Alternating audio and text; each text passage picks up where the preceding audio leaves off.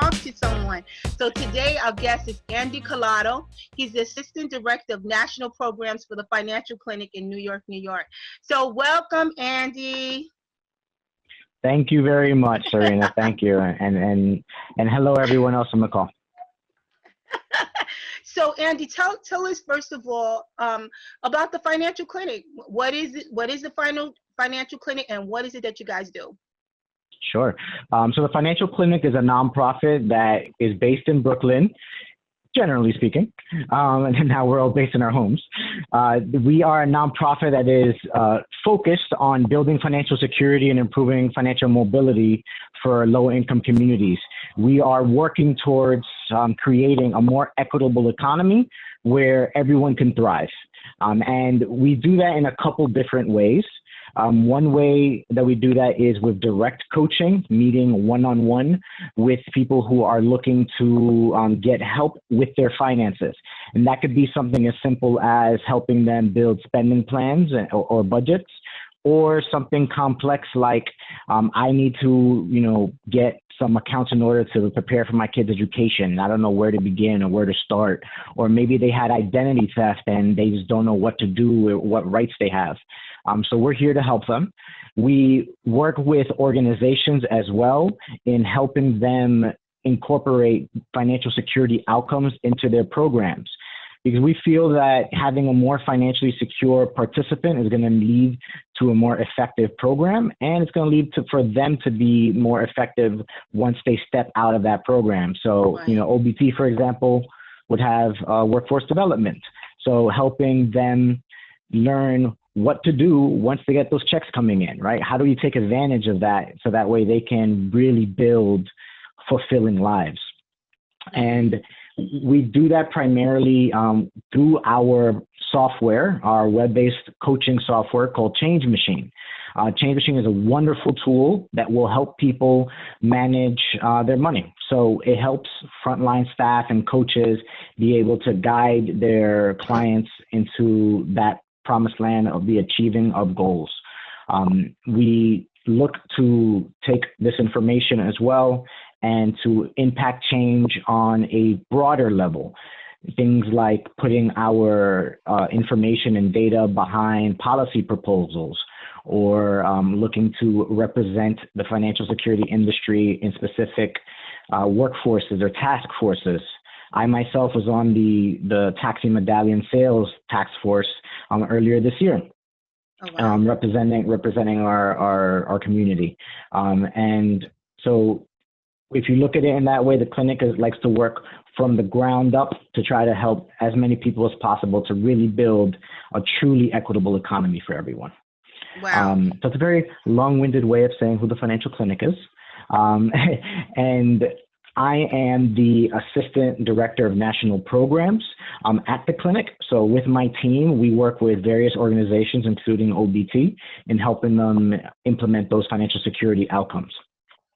Wow. And how long have you been with the organization, Andy? So I've been with the organization about 4.5 years. Previous to that, I had a very long career in financial management. So I am extremely happy and to be at a place that is as rewarding as the clinic is. Mm-hmm. How did you recognize in yourself that financial management or that industry was appropriate for you, was a good fit for you? Well, I actually first got into financial services because of my parents. So I'm the son of Dominican immigrants. My parents came to the States in around the 70s or so. Neither of them even went past 3rd grade, which is not surprising. Wow. in DR. Yeah. But when they came here, me growing up, being the one that was translating for them in my own parent-teacher conferences, and, wondering, who translates for them when they're going to a bank or to a doctor, right? Like, Yeah. what are these, what's this information that is needed, this gap to help them truly thrive? And so I started my career on Wall Street as a stockbroker, trying to understand the greater market. I then went to retail banks to understand the banking economy. I did insurance as well while I was at the bank. and moved my way up to JP Morgan Private Bank, where I was working with Latin American clients, Oh, wow. particularly in South America. Mm-hmm. And so when I got to JP Morgan, now we're dealing with ultra high net worth individuals. And my daughter was born during that time, and it caused me to have a little bit of self-reflection and wondering, you know, I got into this industry for a specific reason, to help the people that like my family, and to give them the access and knowledge that people are lining out the door to give to wealthy people. So I did a nice targeted search for organizations that would fulfill that passion of mine, and that's how I landed at the clinic. Wow. See, you know, I'm always curious because people, when they get into a particular industry, usually there's a story behind it. Like what, right? We don't just happen to I just walked into this and got involved in it. Usually there's something about it that drew us to it, and we figured out that it's a great fit for you. So now let's get to some of these other questions that I know these viewers really, really need, because I wish I could say post-pandemic, but unfortunately we're still in the pandemic. But there's a lot of things that's happened with finances in the last few months, right? People have lost employment. Banks have told you, oh, your creditors have said, listen, don't worry, we're going to waive the minimum due. Don't worry about that. But I'm sure they're going to somewhere make that up somewhere else. I'm sure. We may not know about that. Maybe you'll be able to tell us about that. So let's talk about credit. Let's talk, because I know we talked about there's a difference between your credit report and a credit score, right? So let's talk about that. Yeah, so a credit report is a collection of information related to your credit history. It is meant to be straight information. Your credit score is calculated using the information on a credit report, though. Now, a credit report is going to typically be split up into 4 different areas. You will have your identifying information, so things like your name, date of birth, your social, your addresses, both your current address and also some previous ones. Even if you just received mail at a place, an address might show up there. Sometimes you'll see employers on there as well, especially if it was an employer that you had years back when it was legal to check your credit report for an employment offer. Now in New York, at least, that is not legal anymore unless you are dealing with cash. So there are some exceptions to that rule, but generally speaking, they no longer check credit reports. But they used to, and so that's why you may see like an employer on there as well. It wasn't that, you know, there's nothing nefarious about that. It was just how it used to be. So that's the identifying information that's on there. And you'll see things like different spellings of your name. Maybe you got married, maybe you just changed your name, right? You'll also see any judgments that you have against you. So judgments in civil matters, meaning there's money involved. So typically these are things like owing taxes to the government, or child support arrears, or things like that. So they're legal matters that have money connected to it. You will see any collections accounts that you have on there. Now the collections account is going to be any debt that has gone to collections, whether or not that original debt was actually a credit product.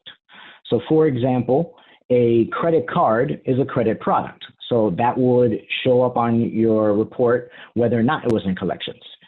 If you have a cell phone bill where you have to, you're paying monthly and you know, you've gone 20 years paying perfectly on time. If that bill ever goes to collections, it has never been on your report previously because it's not a credit product, but being in collections, now it will be on your credit report as a negative debt.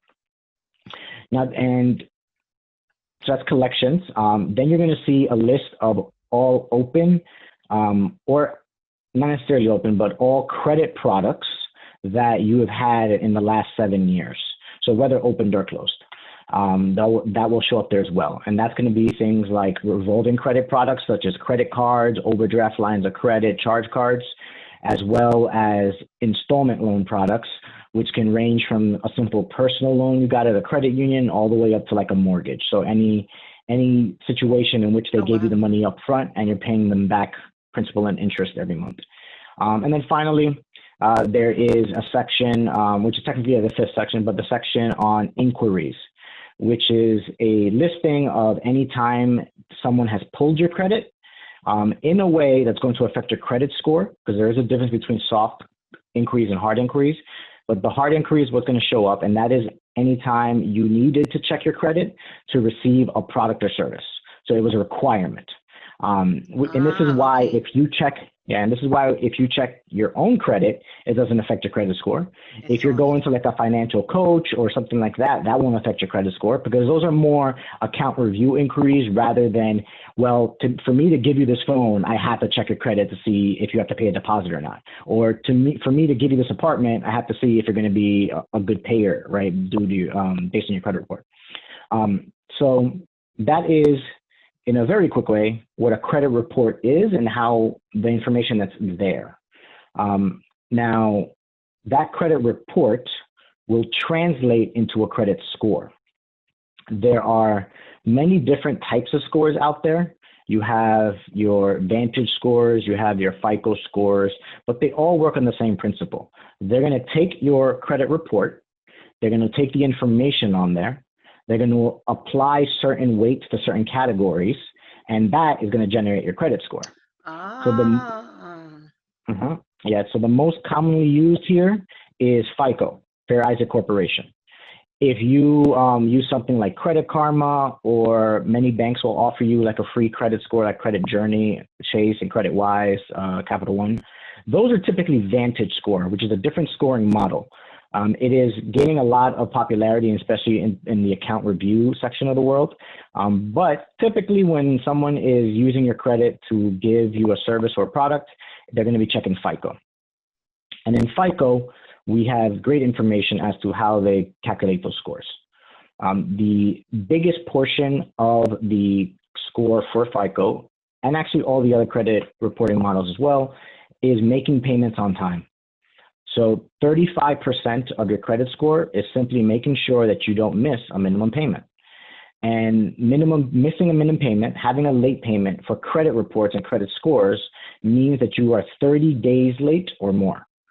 So if you missed your credit payment today, but you caught up by next week, the credit report won't show you being late. Gotcha. Yeah. The credit card company will probably charge you a late fee, which they have every right to do, but you won't show as late on your credit report. Now, that is the biggest part of your credit score. So 35% is just that, making sure you never miss a minimum payment. 30% of your score, the next biggest area, is the amount of money that you owe in comparison to the limit that you have available to you. So a very simple illustration is this. You have a $1,000 credit card. If you use more than 30% of that $1,000 credit card, then you will actually get points taken away from you on your credit score. If you use less than 30%, then you will get points added to your credit score. The sweet spot where you would get the most points in that category is to be between 0 and 10%. So this is something that, this is something that many people aren't aware of. So it's very important to know how much of your credit you're using. It's there to use, right? You could max out your cards. It's there. They're not going to stop you from doing that. But you are a higher risk to banks and institutions that offer credit cards if you are closer to your max. So in a way to encourage people to keep their debt at a manageable level as it compares to their total limit, they will take points away if you're too high. And that level is 30%. So 30% is the demarcation line. And they'll give you points if you're below 30%. So right then and there, those two areas, making payments on time and keeping your balances below 30%, that's 65% of your credit score right there. So those two areas are completely within a person's control. You're the one who uses the card that you then have to pay off, right? So you use the card, you know how much money you're putting on the card, and you're the one that's affecting that payment. Now, I would say it's about 90% in your control, because obviously if you were using the card perfectly fine and then suddenly you lose your job, it's not like you don't want to pay the card. It's just that you maybe have no income to do it, right? And things like that can happen quickly.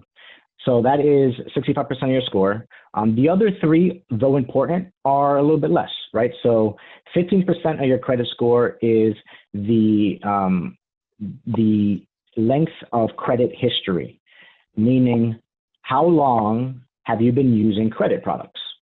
And it's not just So that one is a little bit out of your control, and the fact that whenever you get credit is when the clock starts, right? And then so that's when the clock starts, and then as your file gets older and older, you'll get more and more points there. The perfect credit score being 850 or so, you can't really get that unless you have 20 years or more of credit history, to give you an example there. And then the last two, which both are 10% each, are new credit within the last year. So this is where the inquiries come into play. Every time you apply for something that requires a credit check, it's going to drop your score 3 to 5 points. Wow. It'll go back up after a couple months, but that inquiry will remain on your credit score for credit report, for 2 years. So, let's say you're a banking institution and someone comes to you asking for credit, right?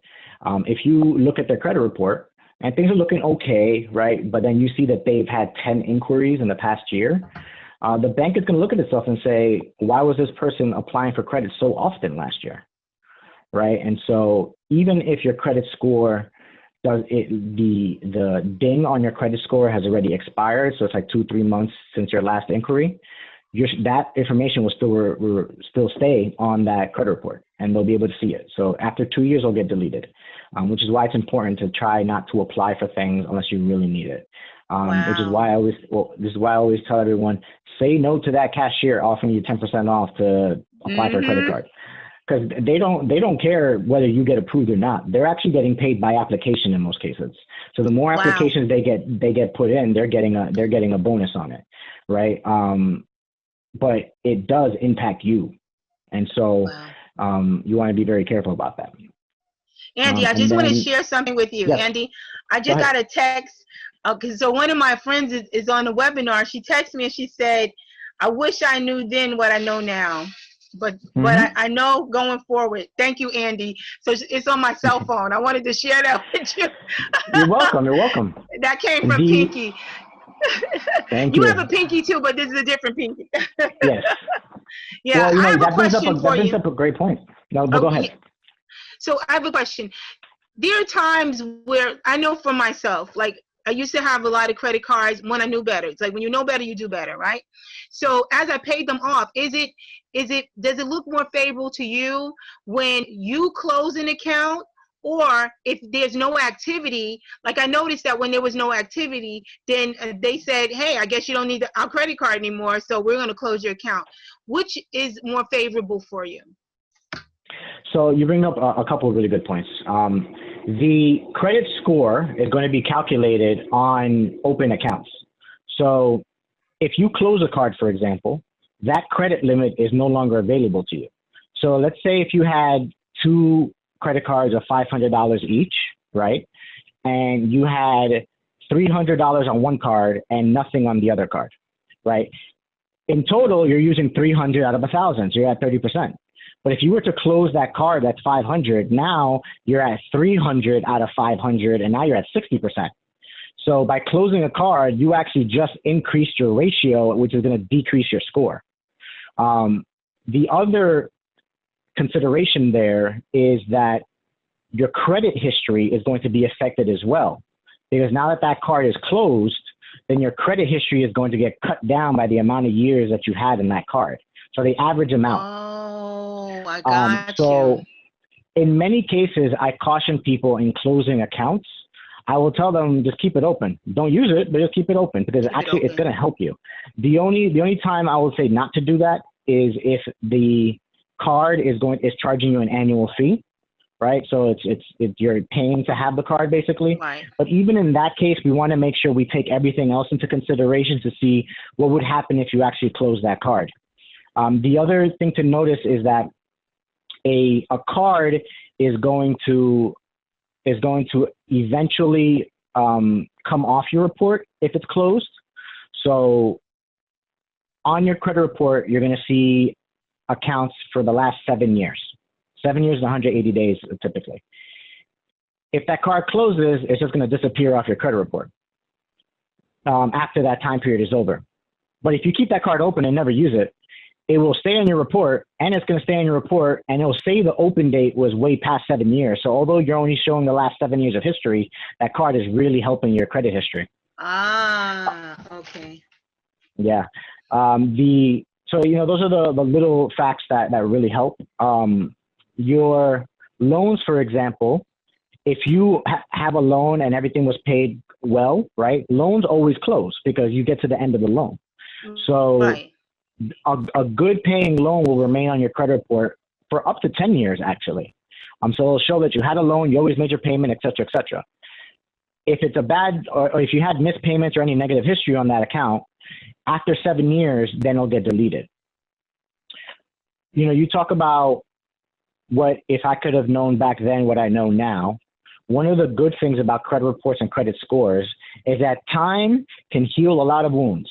Mm-hmm. And I am a very big example of that. I remember when I first got out of college, my credit score was around 500, 530, if I remember correctly. Anything that could have been negative on there, you better believe I had it. Wow. So, now my credit score is almost perfect. It's over 800. So it's, you have to put the work in to build your credit. But because things drop off your credit report, building great habits now are going to eventually be very, very rewarding. Because you can have a lot of negative history now, right? But if you're building positive history, 7 years down the line and all that negative history drops It'll off, your score is not it's not just going to become okay. 7 years of strong history is going to become great. Yeah, yeah. Right. Yeah, and there's a lot of pitfalls. I mean, like even with the cashier that tries to get, do you want an Ashley Stewart card? Do you want this? Like, no, they'll keep telling you all of that. And then the other thing is that a lot of our college students, they get all kinds of advertisement. I know my son gets all kinds of stuff. I was like, no, you don't need any credit card. You don't need that. You don't need this, right? So how many credit cards should an individual have? So this number has always been contested. For credit reports and credit scores, they actually don't care. They don't care how many cards you have. They care of how you use the cards, right? How are you managing your credit? But in terms of being in a position to have the best setup for building your credit strongly, especially if you had poorer credit, you want to have at least 2 to 3 cards that are reporting monthly to the credit bureaus.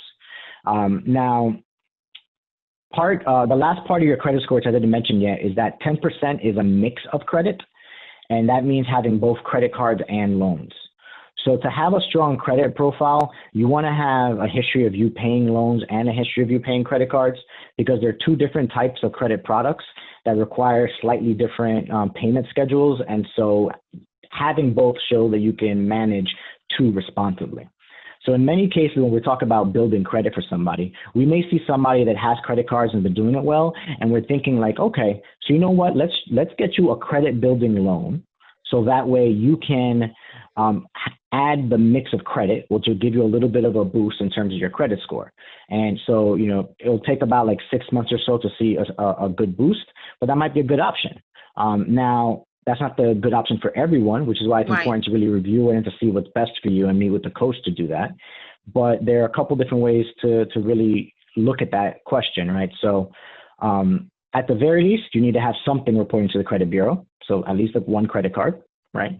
Having credit card is not bad.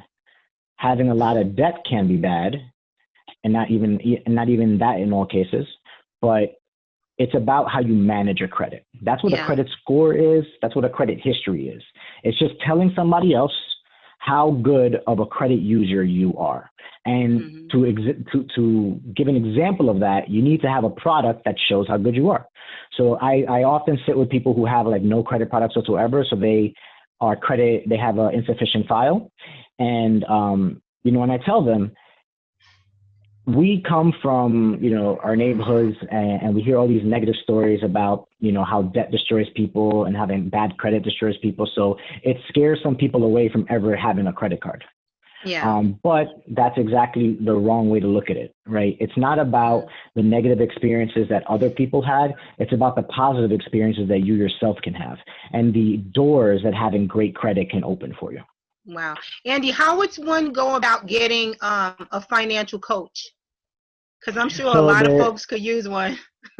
Sure. Well, with OBT, you guys already are set up with us at the financial clinic, so you can, reach out to OBT and they can refer you guys to meet with the financial coach.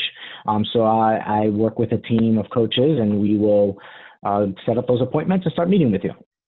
Outside of the clinic, there are a lot of organizations that provide financial coaching now, especially during COVID, for free. The Financial Empowerment Center is a great resource. They have offices in almost every borough, and now everything is remote, but there's availability there as well. But definitely reach out to us at the clinic, and we can either help you ourselves or point you in the right direction. Right. I know there's a lot of for-fee organizations that promise people that they can increase their credit score if they latch on to someone else. I never understood that, but I did hear people trying to sell that product, but I don't understand it. Do you know what I'm talking about? Like they latch on to someone else's credit and build. What is that? Yeah, it's called piggybacking. So what you're doing, the strategy in itself is not a bad strategy. So what they're doing is this. You get added as an authorized signer on someone else's account. So, parents do this for kids all the time. So, your parent has a credit card and then they put their son or daughter as an authorized signer. So what happens in that case is that the full history of that credit card now shows up on the credit report of the authorized signer. And he builds credit. Okay. And it starts building credit. The positive part of that is that if that's a positive history on the card, it helps you. It's not going to give you as many points as you having your own card, but it does help. The debt on that card, though, is not the responsibility of the authorized signer at all. Right. So if it goes to collections or something, they're not going to come after the authorized signer. However, the negative marks that are on that credit card also will show up on the authorized signer card. So it's possible that you are now the authorized signer in a card, and 10 years went by and everything's gravy and it's perfect and your credit score looks nice and you have this long history. But then they start missing payments. So all those negative marks are now negative for you too. It's now mine. Okay. Wow. Yeah. So the companies that you talk about, what they do is they basically are, for a fee, they'll add you as an authorized signer on somebody else's card that you have nothing to do with. Those are things that I would highly discourage you from. There are plenty of ways to build your credit safely and completely in your control, in which you will never need someone else to help you. Same thing with credit repair companies who are saying give me X amount of money every month and we'll help you build your credit, repair your credit. You can do it yourself. I did it myself. Yeah, they're not doing anything that you can't do for yourself for free, or that a financial coach can't guide you to do yourself. Right. Yeah. So the other question I know I wanted to ask you is, how do people protect their identity? Is there something in particular? Do they have to buy a package in order to protect your identity? I know Experian has a certain thing that will protect you for, I think, 2 years. They have to ask a series of questions before they can give any information, something like that. Mm-hmm. Yeah, so there's a couple different ways.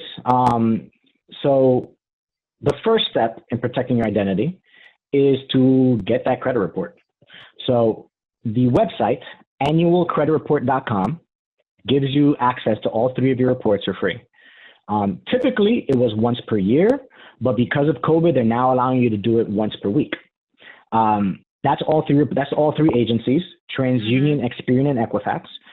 I would caution you, though, make sure you print it out or save it as PDF, because the moment you access it, if you try to go back in later, and it could literally be 30 seconds later, it's going to say, sorry, you already accessed it for this period.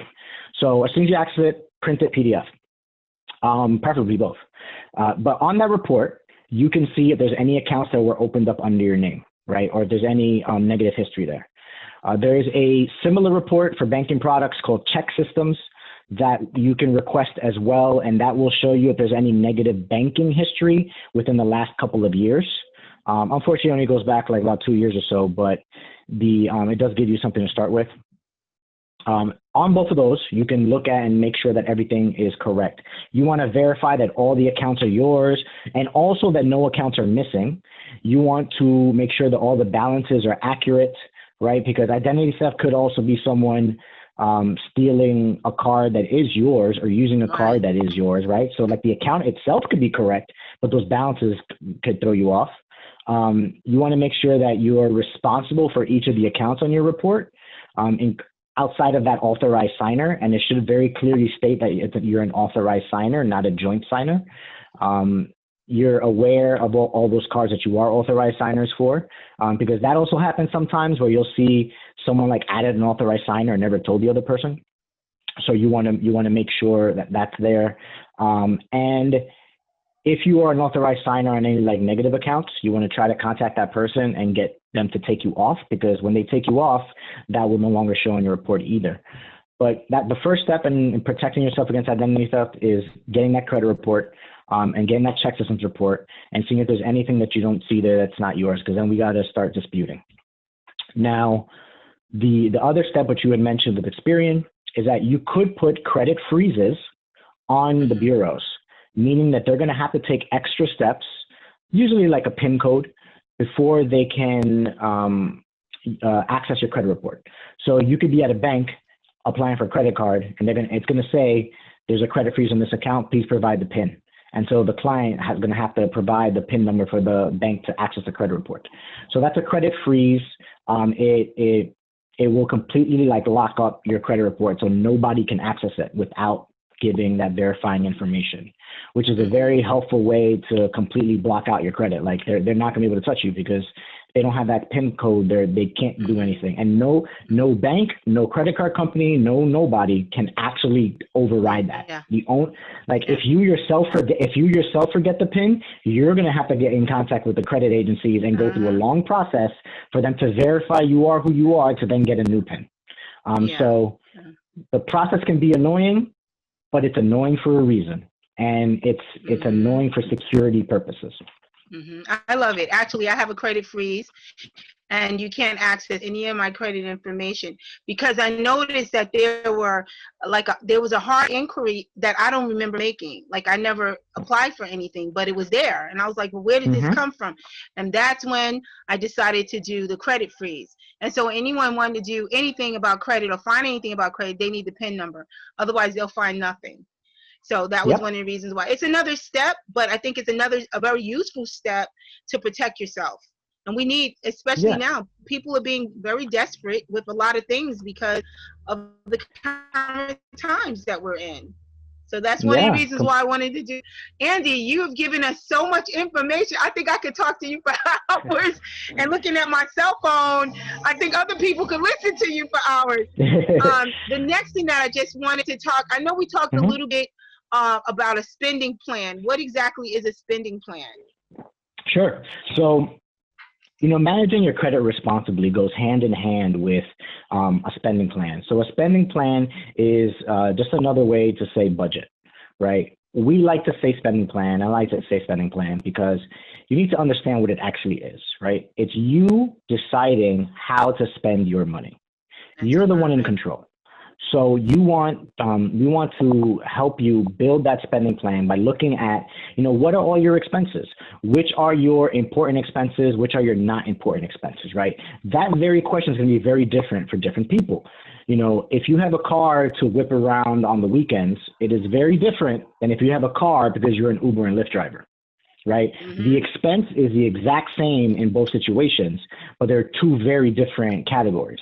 And so building a spending plan, looking through, seeing what your expenses are, which are the important expenses, which are the not important expenses. Then you look at your spending plan and look at all the products and services you're paying for. And you look at to see, can I get any of these at lower cost? I like to bring this example often. The New York Public Library and Queens Public Library, and New York also covers Brooklyn and Bronx.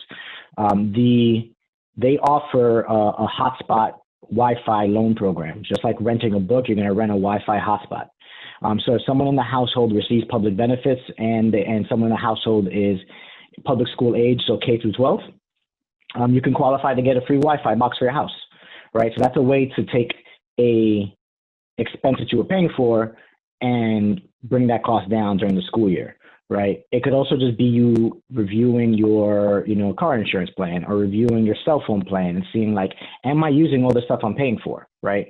You want to look at the stuff you are paying for.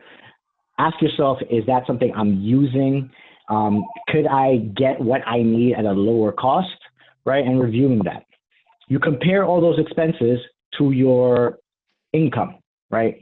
And your income isn't just hard cash you get. Your income are your resources, right? So this includes any benefits. It also includes if your mom pays your cell phone bill, right? Community resources are very important, right? We need to know where we can go when we need to go there.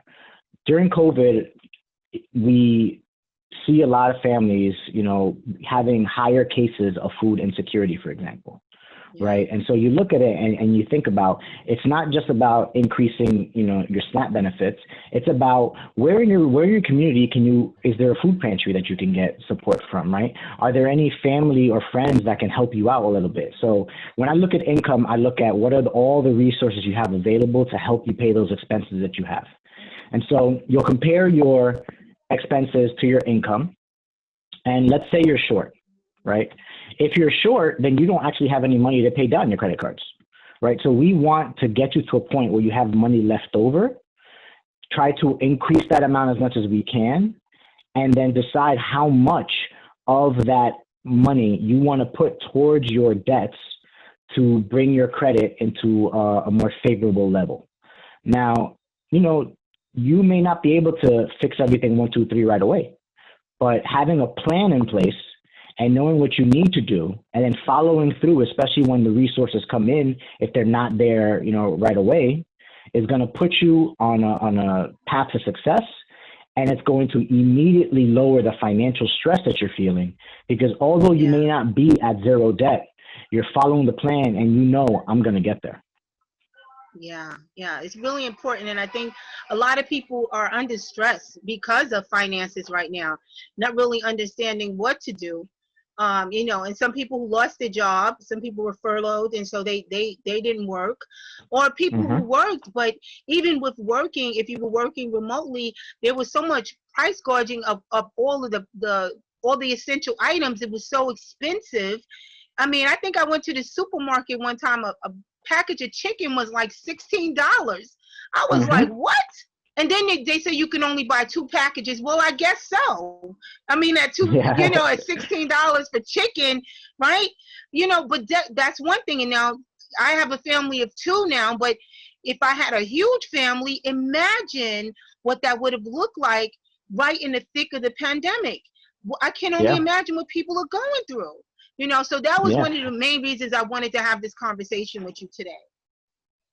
Yeah, that's where a spending plan really comes into use, right? If you have a documented spending plan that you're reviewing, when something like that happens, you can look right at your spending plan and find out where you're going to get that money from, right? Yeah. As an example, this isn't, obviously dire or anything, but as an example, my daughter wanted to go see Sesame Street on Broadway. And so this was like February or so. And so I looked at my spending plan and I was like, okay, I'm not going into debt to buy these tickets.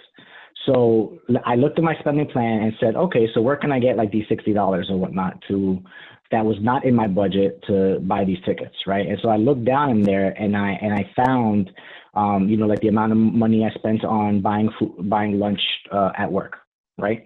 And I was like, well, you know what? If I could I'll just paper bag it for the whole month, and I'll have money for the tickets and like concessions. Because you try to take your kids to one of these things and I have to buy them something. I want those lessons.